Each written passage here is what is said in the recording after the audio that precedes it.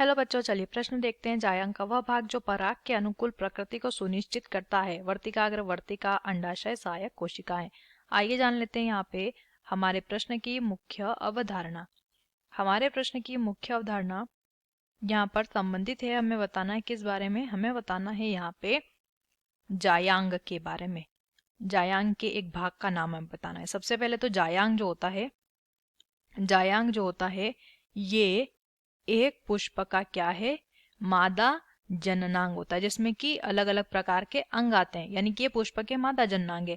वहीं पर अगर पुमंग की बात करते हैं तो ये पुष्प के ये क्या होते हैं? नर जननांग होते हैं।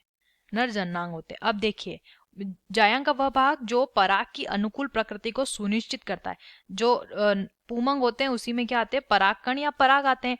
अब इस पराग के अनुकूल प्रकृति को कौन सुनिश्चित करता है? तो जो हमारा वर्तिकाग्र होता है, जो कि एक प्रकार का जायांग है, वर्तिकाग्र जो होता है यही क्या करता है? पराग के लिए अनुकूल प्रकृति को सुनिश्चित करता है। क्योंकि जब यहाँ पे परागण की प्रक्रिया होती है, परागण की प्रक्रिया, तो जो पराग कण होते हैं या पराग होते हैं वो किससे जाकर चिपकते हैं सबसे पहले, या वो कहाँ पर जाकर पौधे में संलयित होते हैं? कहाँ पर?